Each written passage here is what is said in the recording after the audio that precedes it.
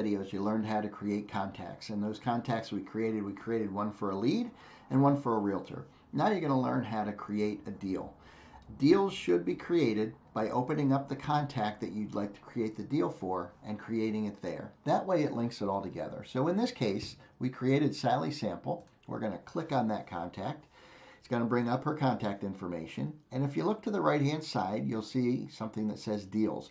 Now, there currently are none because she's a brand new lead to us and we haven't done any work with her before. But if we had, there'd be deals listed there that were associated with her name.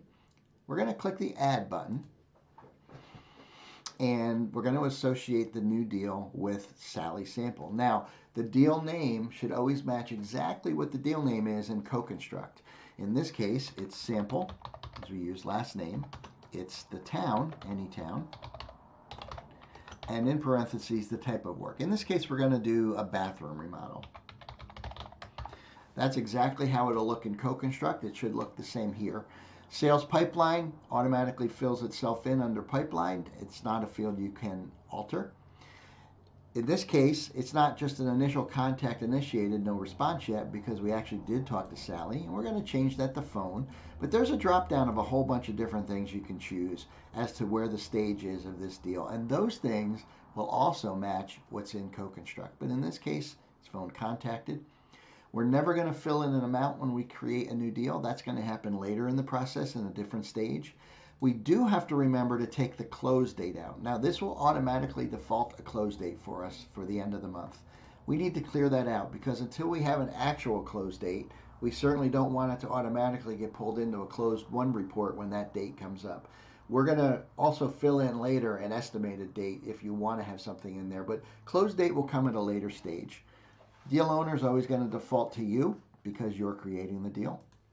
The deal type, there's a whole bunch of drop-down stuff here too. It could be an addition, it could be a kitchen, it could be a bathroom, a basement, whatever. In this case, it happens to be a bathroom. You're going to click that. Not going to fill in a closed lost, closed won, because neither of those things have happened yet. In the deal description, if it were multi-rooms and you wanted to go a little further in the description, you could. In this case, it's just a bathroom. I'm going to put remodel bathroom. Original source type. Now, this was a referral from the contact we created for John Realtor. He actually referred them to you, so we're going to put that in there. Now, we're associating the deal. It automatically is picking up the fact that Sally has a company name as part of her email. So we're going to take that out later, but for now you can't. You have to leave it there until we create the deal, and then we can remove that later. It's not important to have that in there. It does associate it with Sally Sample, and that's important because we want to be able to track that.